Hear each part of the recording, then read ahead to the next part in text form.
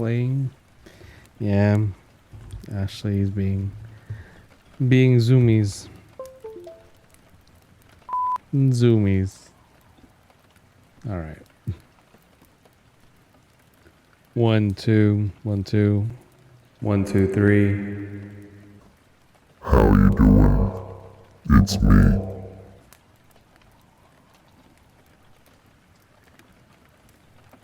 3 4. Don't do that. Don't do what?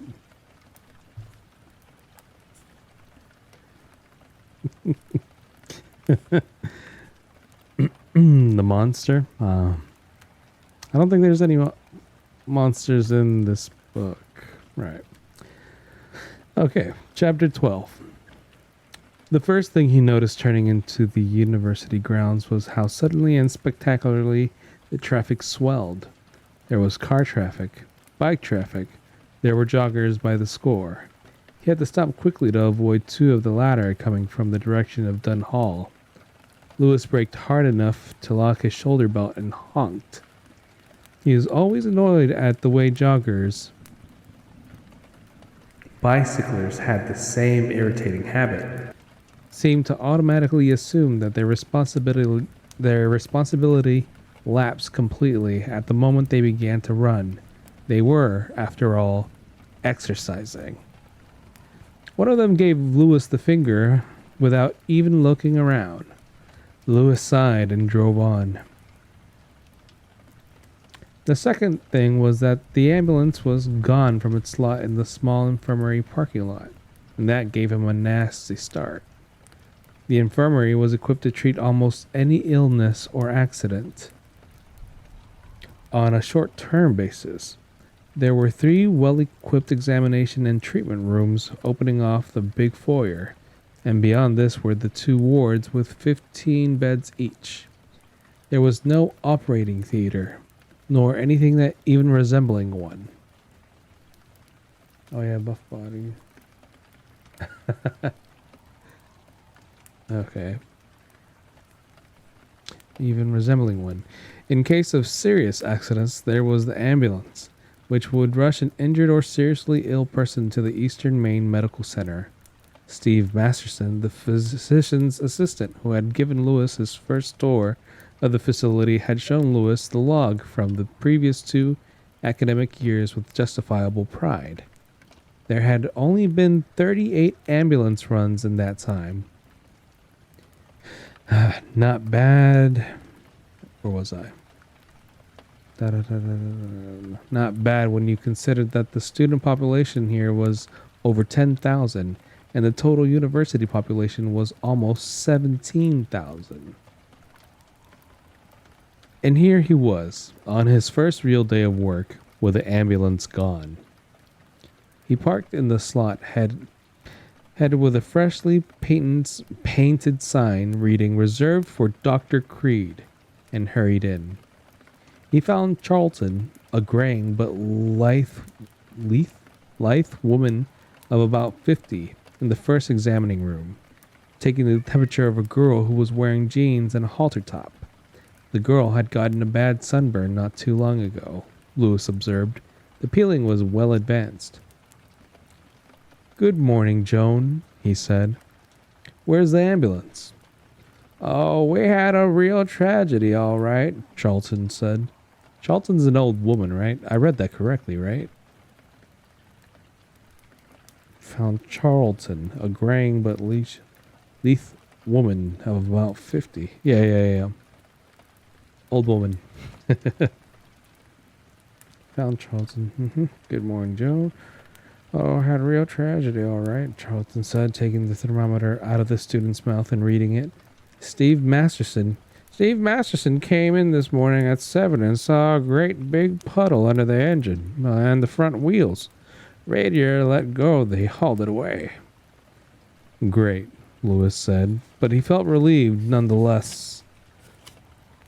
At least it wasn't out on a run, which was what he had first feared. "When do we get it back?" Joan Charlton laughed. You Knowing the university motor pool, she said. It'll come back around December 15th wrapped in Christmas ribbon. She glanced at the student. You've got half of a degree of fever, she said. Take 2 aspirins and stay out of the bars and dark alleys. The girl got down. She gave Lewis a quick, appraising glance and then went out. Our first customer of the new semester, Charlton said sourly. She began to shake the thermometer down with brisk snaps. You don't seem too pleased about it. Oh, I know the type, she said. Oh, we get the other type too. Athletics. Athletes who go on playing with bone chips and tendonitis and everything else because they don't want to be benched. They've got to be macho men and not let down the team, even if they're jeopardizing pro careers later on. Am I just giving everybody a jet accent? And you've got little Miss Half Degree of Fever. I feel like I'm giving everybody Judd accents. She jerked her head toward the window, where Lewis could see the girl with the peeling sunburn walking in the direction of the Gannett Cumberland Androscoggin complex of the dorms. What? In the examining room, the girl had given the impression of being someone who did not feel well at all, but was trying not to let on. Now she was walking briskly, her hips swinging prettily, noticing and being noticed. Your basic college hypochondriac. Charlton dropped the thermometer into a sterilizer. We'll see her 24 times this year. Her parents will be more frequent before each round of prelims. A week or so before finals, she'll be convinced she has either mono or pneumonia. Bronchitis is the fallback position. She'll get out of 4 or 5 tests, the ones where the instructors are wimps. To use the word they use, they get easier makeups. They always get sicker if they know the prelim or final is going to be an objective test rather than an essay exam. That voice did not sound like Judd. I feel like it's coming on a little bit there. My, aren't we cynical this morning, Lewis said. He was, in fact, a little nonplussed. She tipped him a wink and made him grin. I don't take it to heart, Doctor. Neither should you. Where's Stephen now? In your office, answering mail and trying to figure out the latest ton of bureaucratic bullshit from Blue Cross Blue Shield, she said. Lewis went in. Charlton's cynicism notwithstanding, he felt comfortably in harness. Looking back on it, Lewis would think, when he could bear to think about it at all, that the nightmare really began when they brought the dying boy, Victor Pascal, into the infirmary around 10 that morning. Until then, things were very quiet. At 9:30, an hour after Lewis arrived, the 2 candy stripers who would be working the 9 to 3 shifts came in. Lewis gave them each a donut and a cup of coffee and talked to them for about 15 minutes, outlining their duties and what was perhaps more important, what was beyond the scope of their duties. Then Charlton took over. As she led them out of Lewis's office, Lewis heard her ask, "Either of you allergic to shit or puke?" You'll see a lot of both here. Oh God, Lewis murmured and covered his eyes, but he was smiling. A tough old babe like Charlton was not always a liability. Lewis began filling out the long Blue Cross Blue Shield forms, which amounted to a complete inventory of drug stock and medical equipment. Every year, Steve Matterson said in an aggrieved voice. Every goddamn year, the same thing. Why don't you write down complete heart transplant facility approx. Value $8 million, Lewis. That'll foozle 'em. And he was totally engrossed, thinking only marginally that a cup of coffee would go down well when Masterson screamed from the direction of the foyer waiting room, "Lewis! Hey, Lewis, get out here! We got a mess!" The near panic in Masterson's voice got Lewis going in a hurry. He bolted out of his chair almost as if he had, in some subconscious way, been expecting this. A shriek, as thin and sharp as a shard of broken glass, arose from the direction of Masterson's shout. It was followed by a sharp slap, and Charlton saying, "Stop that, or get the hell out of here! Stop it right now!" Lewis burst into the waiting room and was first only conscious of the blood. There was a lot of blood. One of the candy stripers was sobbing.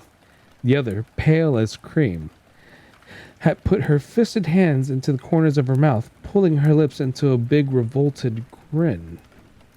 Masterson was kneeling down, trying to hold the head of the boy sprawled on the floor. Steve looked up at Lewis, eyes grim and wide and frightened. He tried to speak. Nothing came out. People were congregating at the student medical center's big glass doors, peering in, their hands cupped around their faces to cut out the glare. Lewis's mind conjured up an insanely appropriate image, sitting in the living room as a kid of no more than 6 with his mother in the morning before she went to work, watching the television. Watching the old Today Show with Dave Garroway. People were outside gaping in at Dave and Frank Blair and good old Fred Muggs. He looked around and saw other people standing at the windows. He couldn't do anything about the doors, but... "Shut the drapes," he snapped at the candy striper who had screamed. When she didn't move immediately, Charlton slapped her can. "Do it, girl!" The candy striper got in gear. A moment later, green drapes were jerked across the windows. Charlton and Steve Matterson moved instinctively between the boy on the floor and the doors, cutting off the view as best as they could. "Head stretcher, doctor?" "Head stretcher, doctor?" Charlton asked. "If we need it, get it," Lewis said, squatting beside Masterson. "I haven't even had a chance to look at him." Come on, Charlton said to the girl who had closed the drapes. She was pulling the corners of her mouth with her fists again, making that humorless, screaming grin. She looked at Charlton and moaned, "Oh, ag." "Yeah, oh, ag is right. Come on." She gave the girl a hard yank and got her moving, her red and white pin-striped skirt swishing against her legs. Lewis bent over his first patient at the University of Maine at Orono. He was a young man, age approximately 20, and it took Lewis less than 3 seconds to make the only diagnosis that mattered. The young man was going to die. Half of his head was crushed. His neck had been broken. One collarbone jutted from his swelled and twisted right shoulder. From his head, blood and a yellow pussy fluid seeped sluggishly into the carpet. Lewis could see the man's brain, whitish gray and pulsing through. "Hello, Captain Stitch." Pulsing through a shattered section of skull. It was like looking through a broken window. The incursion was perhaps 5 centimeters wide. If he had a baby in this skull, he could almost have birthed it, like Zeus delivering from his forehead. That he was still alive at all was incredible. In his mind, suddenly he heard Judge Crandall saying, Sometimes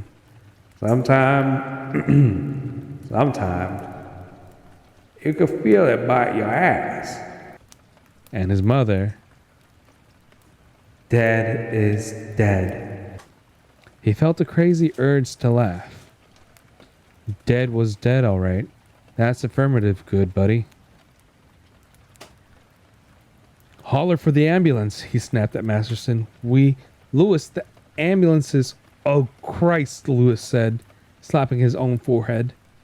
He shifted his gaze to Charlton. "Joan, What do you do in a case like this? Call campus security or the EMMC?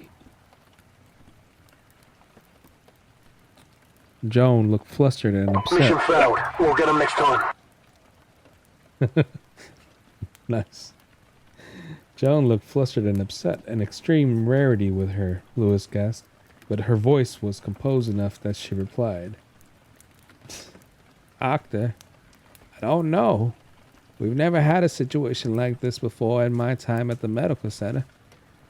It scared you awake? Nice. Lewis thought as fast as he could. Call the campus police. We can't wait for EMMC to send out their own ambulance.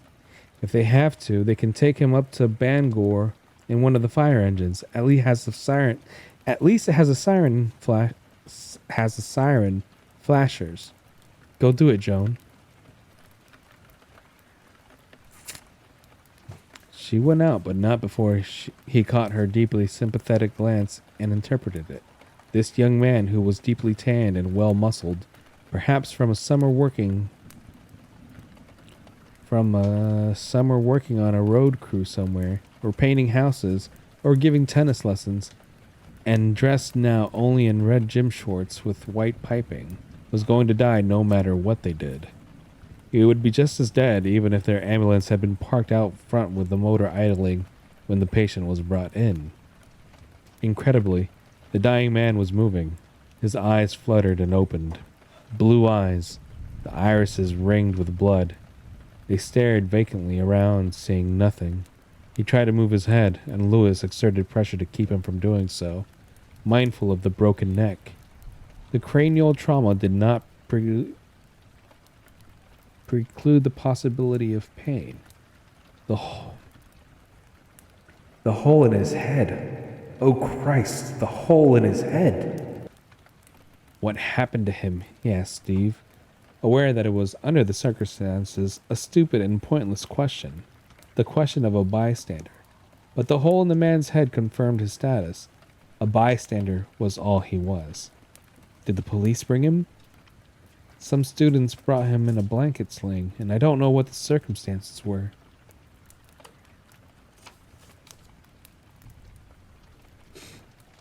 There was what happened next to be thought of.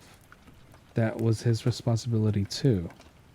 Go out and find them, Lewis said. Take them around to the other door. I want them handy, and I don't want them to see any more of this than they already have. Masterson, looking relieved to be away from what was happening in here, went to the door and opened it, letting in a babble of excited, curious, confused conversation. Lewis could also hear the warble of a police siren. Campus security was here then. Lewis felt kind of a miserable relief. The dying man was making a gurgling sound in his throat. He tried to speak. Lewis heard syllables, phonetics at least, but the words themselves were slurred and unclear. Lewis leaned over him and said, "You're going to be all right, fella." No, he's not. He thought of Rachel and Ellie as he said it, and his stomach gave a great, unlovely lurch. He put a hand over his mouth and stifled a burp. "Gah," the young man said. "Gah." Lewis looked around and saw what he was momentarily alone with the dying man. Dimly, he could hear Joan Charlton yelling at the candy stripers that the hard stretcher was in the supply closet off room 2. Lewis doubted if they knew room 2 from a frog's gonads. It was, after all, their first day on the job. They had gotten a hell of an introduction to the world of medicine. The green wall-to-wall carpet was now soaked a muddy purple in an expanding circle around the young man's ruined head. The leakage of intracranial fluid had mercifully stopped. "In the pet cemetery," the young man croaked, and he began to grin. This grin was remarkably like the mirthless, hysterical grin of the candy striper who had closed the drapes. Lewis stared down at him, at first refusing to credit what he had heard. Then Lewis thought he must have had an auditory hallucination. He made some more of those phonetic sounds, and my subconscious made them into something coherent, cross path with the sounds into my own experience. But that was not what had happened, and a moment later, he was forced to realize it.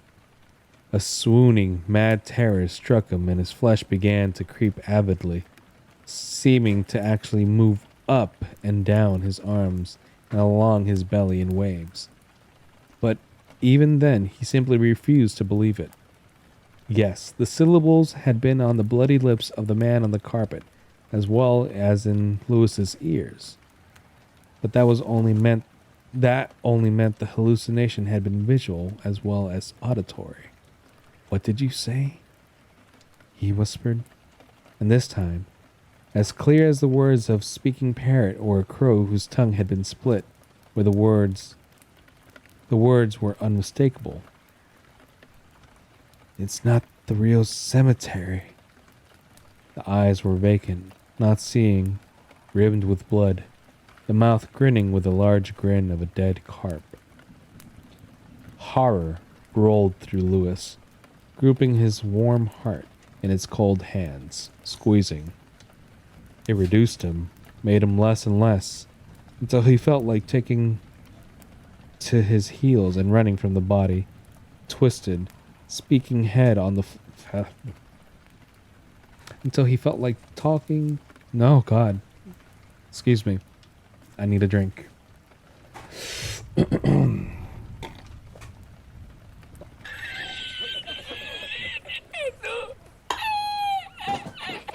Thank you.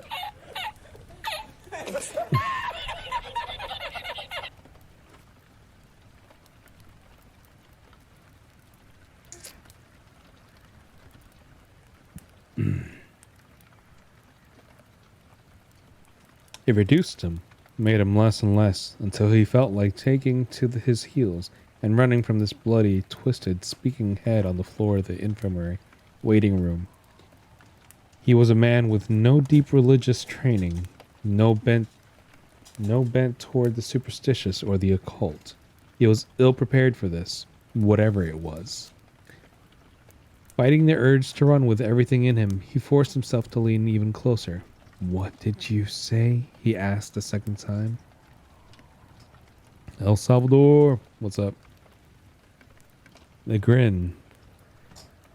That was bad. Let's see here.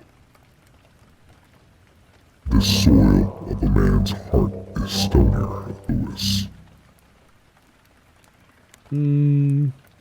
Perhaps not. Like, he's dying and he's talking. I don't know what kind of voice to give him. "The soil of a man's heart is stonier, Lewis," the dying man whispered.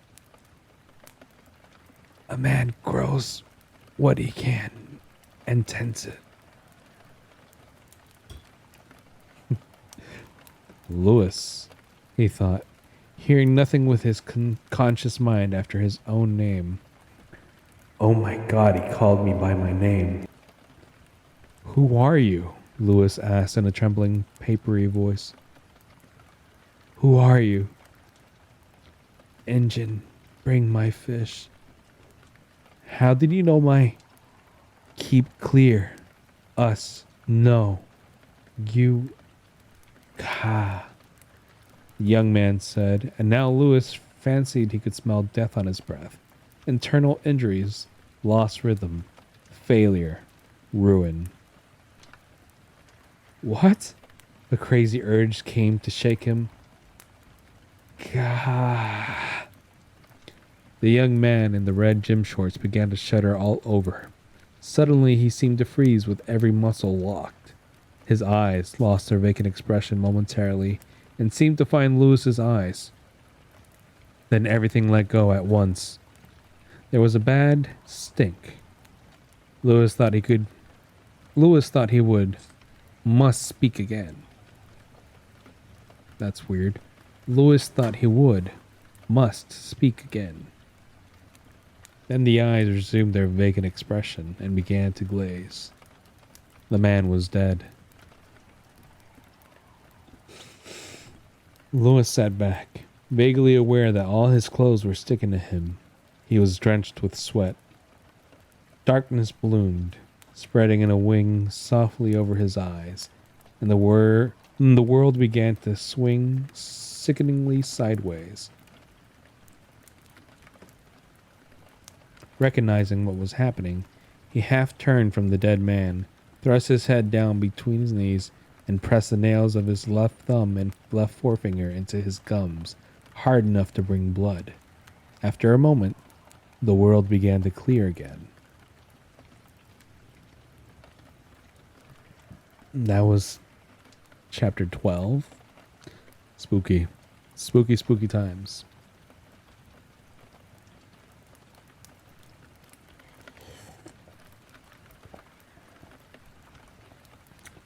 ¿Qué demonios fue eso? Pues, A veces hago esto. the only spooky was your demon voice?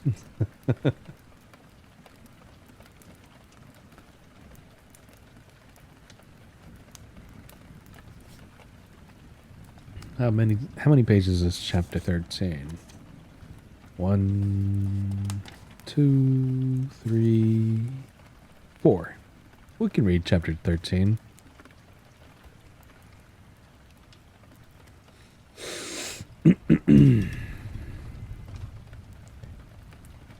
Then the room filled up with people, as if they were all only actors waiting for their cue. This added to Lewis's feelings of unreality and disorientation.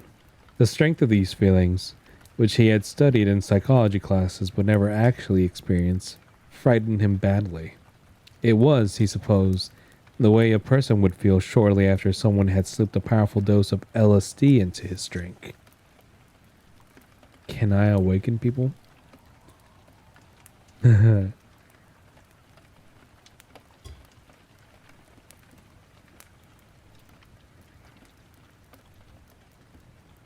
Like a play staged only for my benefit, he thought.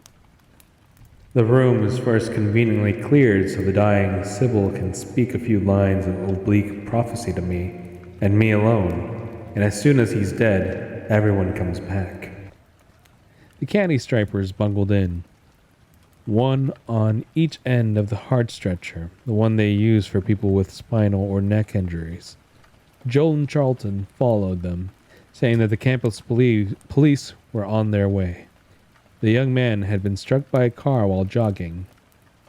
Lewis thought of the joggers who had run in front of his car this morning, and his guts rolled. Behind Charlton came Steve Masterson, with 2 campus security cops.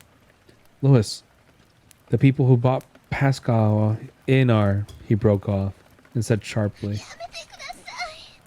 if you want me to. Lewis, are you alright?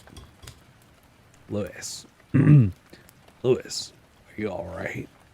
No, not that way.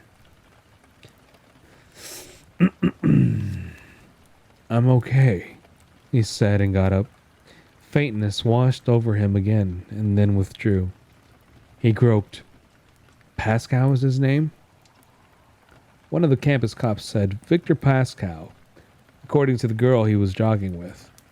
Lewis glanced at his watch and subtracted 2 minutes. From the room where Masterson had sequestered the people who had brought Pascal in, he could hear a girl sobbing wildly. Welcome back to school, little lady, he thought.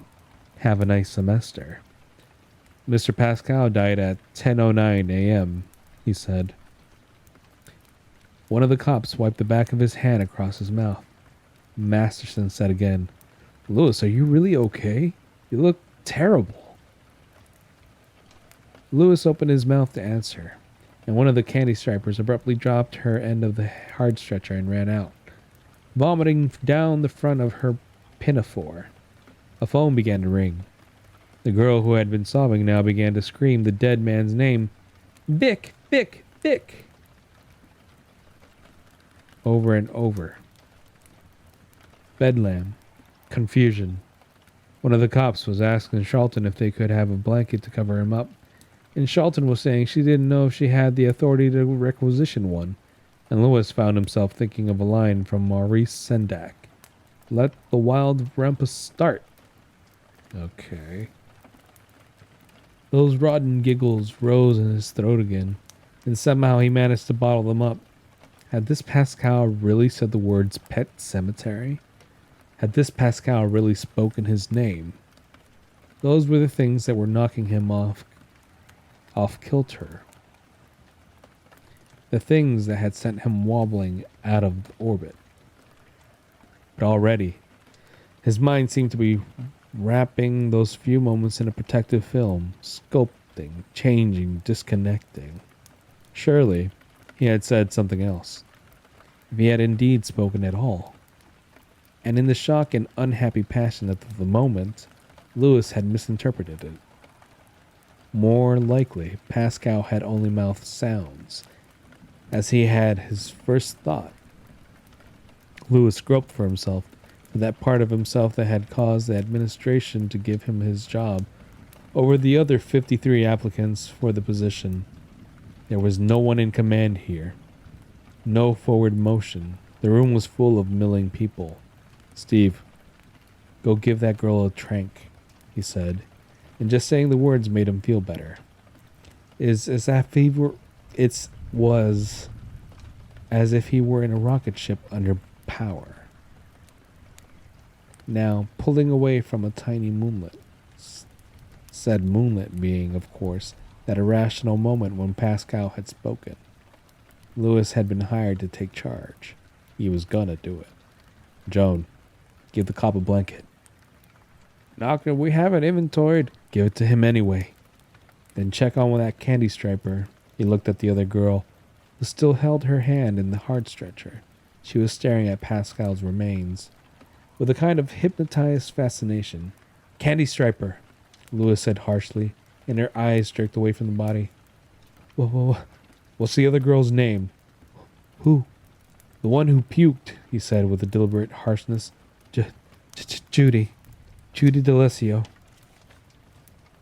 Your name? Carla. Now the girl sounded a little more steady. Carla, you go check on Judy. Get that blanket. You'll find a pile of them in the little utility closet off examining room 1. Go. All of you. Let's look a little professional here. They got moving. Very shortly, the screaming in the other room quieted. The phone, which had stopped ringing, now began again. Lewis pushed the hold button without picking up the receiver off its cradle. The older campus cop looked more together, and Lewis spoke to him. Who do we notify? Can you give me a list? The cop nodded and said, We haven't had one of these in 6 years. It's a bad way to start the semester. It sure is, Lewis said. He picked up the phone and punched off the hold button. Hello? Who is? The excited voice began, and Lewis cut it off. He began to make his calls. And that was chapter 13.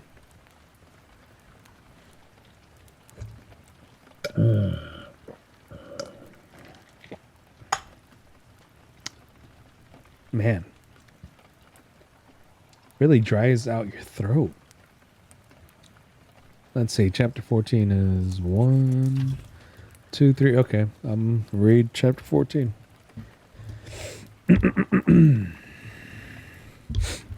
Do I sound okay? Am I loud enough? Clear enough?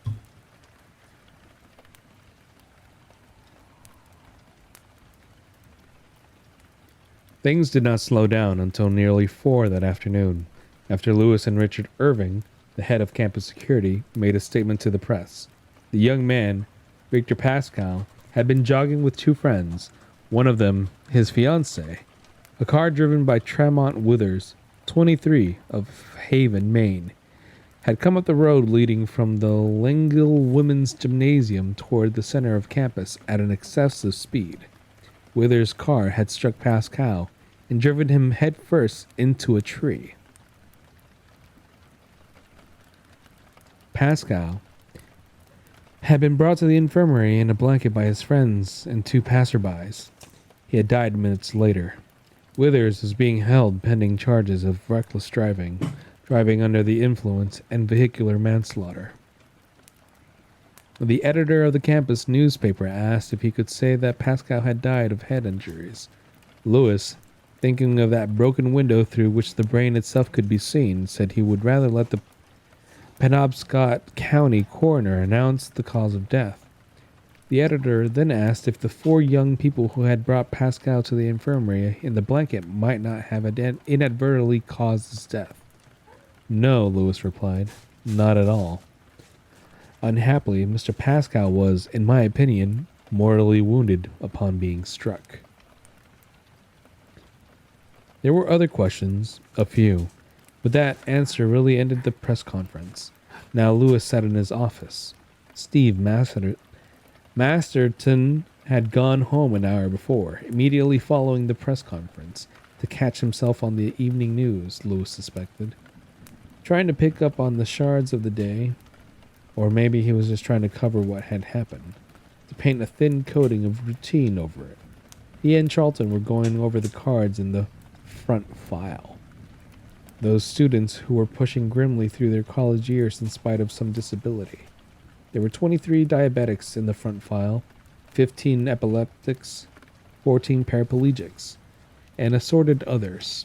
Students with leukemia, students with cerebral palsy and muscular dystrophy, blind students, 2 mute students, and 1 case of sickle cell anemia, which Lewis had never even seen. Perhaps the lowest point of the afternoon had come just after Steve left. Charlton came in and laid a pink memo slip on Lewis's desk. Bangor Carpet will be here at 9 tomorrow, it read. Carpet, he had asked. It will have to be replaced, she said apologetically.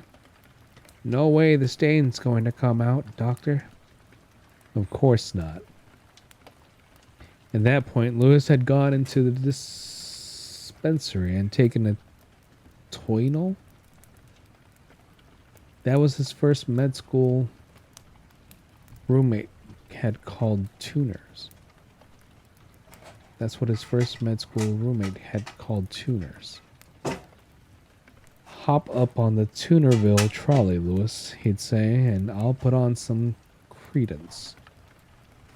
More often than not, Lewis had declined the ride on the fabled Tunerville. And that was maybe just as well.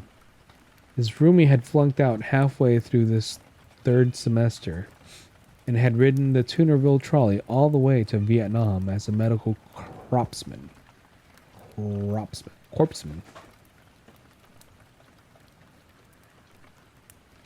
Lewis sometimes pictured him over there, stoned to the eyeballs, listening to Credence do Run Through the Jungle. But he needed something. But he was going to have to see that pink slip about the carpet on his note minder board. Every time he glanced up from the front file, spread out in front of them, he needed something. He was cruising fairly well when Miss Bailings, the night nurse, poked her head in and said, Your wife, Dr. Creed. Line 1. Yeesh. Lewis glanced at his watch and saw it was nearly 5:30. He had meant to be out of here an hour and a half ago. Okay, Nancy. Thanks. He picked up the phone and punched line 1. Hi, honey. Just got on my... Lewis, are you all right? Yeah, fine. I heard about it on the news, Lou. I'm so sorry. She paused a moment. It was on the radio news. They had you on answering some question. You sounded fine. Did I? Good. Are you sure you're all right? Yes, Rachel. I'm fine. Come home, she said. Yes, he said. Home sounded good to him. That's the end of chapter 14. Let's see. 51, 2, 3. We can do chapter 15.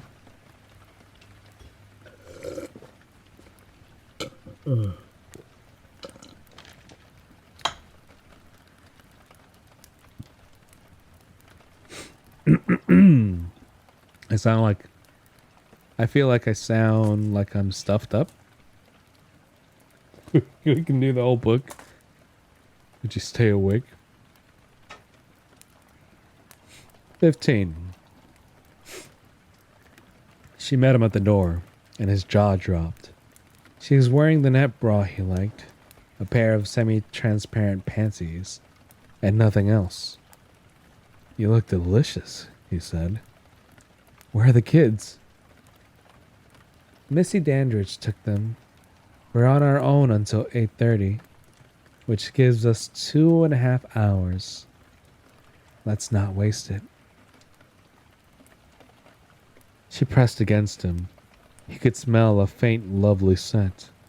Was it attar of roses? His arms went around her, first around her waist, then his hands found her buttocks. As her tongue danced slightly over his lips and then into his mouth, licking and darting. At last, their kiss broke, and he asked her a bit hoarsely, "Are you for dinner?" "Dessert," she said, then began to rotate her lower body slowly and sensuously against his groin and abdomen. "But I promise you don't have to eat anything you don't like." He reached for her, and he slipped out of his arms and took his hand. "Upstairs first," she said. She drew him an extremely warm bath, then undressed him slowly and shooed him into the water. She donned the slightly rough sponge glove that usually hung unused on the shower head, soaped his body gently, then rinsed it. He could feel the day, this horrible first day, slipping slowly off him. She had gotten quite wet, and her panties clung like a second skin. Louis started to get out of the tub, and she pushed him back gently. What? Now the sponge glove gripped him gently, but with almost unbearable friction, moving slowly up and down. Rachel. Sweat had broken all over him, and not just from the heat of the tub. Shush. It seemed to go on almost eternally. He would near climax, and the hand in the sponge glove would slow, almost stop. Then it didn't stop, but squeezed, loosened, squeezed again, until he came so strongly that he felt his eardrums bulge. My God, he said shakily, when he could speak again. Where did you learn that? Girl Scouts, she said primly.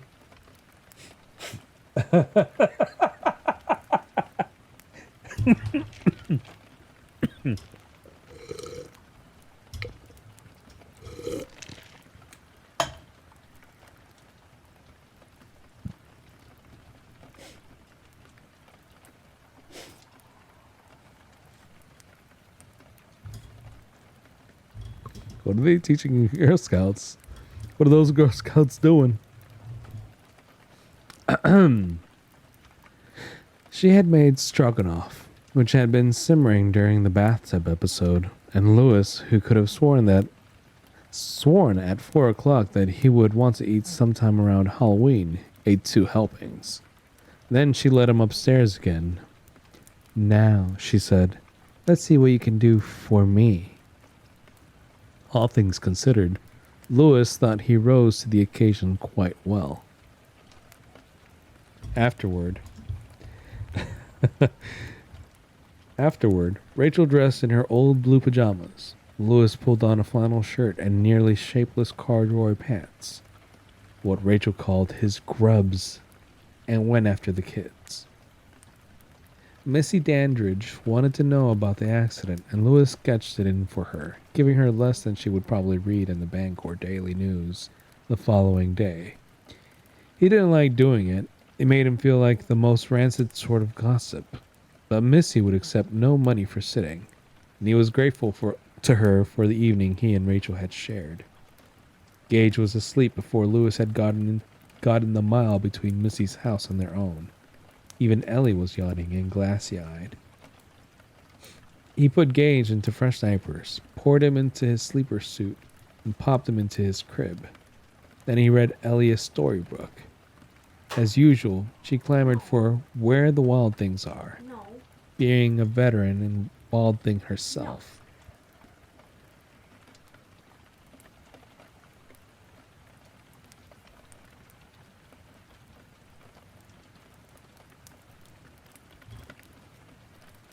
Lewis convinced her to settle for The Cat in the Hat. She was asleep 5 minutes after he carried her up and Rachel tucked her in. When he came downstairs again, Rachel was sitting in the living room with a glass of milk. A Dorothy Sayers mystery was open on one long thigh. Lewis, are you really all right? Honey, I'm fine, he said. And thanks for everything. We aim to please, she said with a curving, slightly saucy smile. Are you going over to Judd's for a beer? He shook his head. Not tonight. I'm totally bushed. I hope I had something to do with that. I think you did. Then grab yourself a glass of milk, Doctor, and let's go to bed. I'm trying to learn the Kirby speedrun thing that I really need to focus on, and all I can hear is this whack story.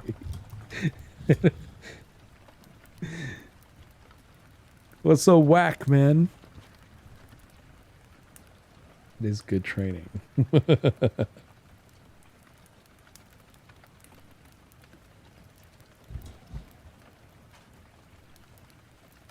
Whack Girl Scouts.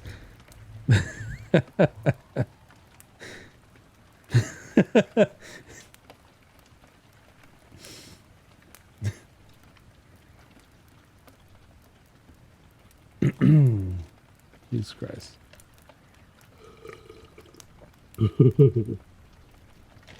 Stephen King is a king for a reason. He thought perhaps he would lie awake, as he often had when he was interning, and days that were particularly hairy would play over and over in his mind.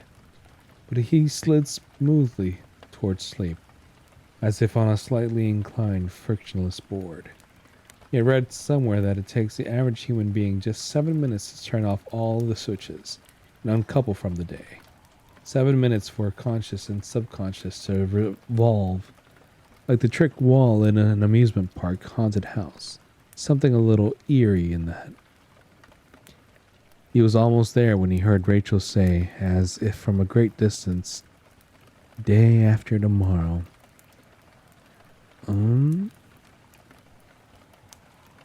Joe Lander, the vet. He's taking church the day after tomorrow. Oh, church. Treasure your cojones while you got 'em, Church, old boy. Then he slipped away from everything, down a hole, sleeping deeply and without dreams. And that was chapter 15.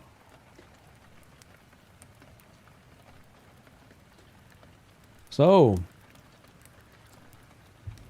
he experienced something traumatic, and then he got that good,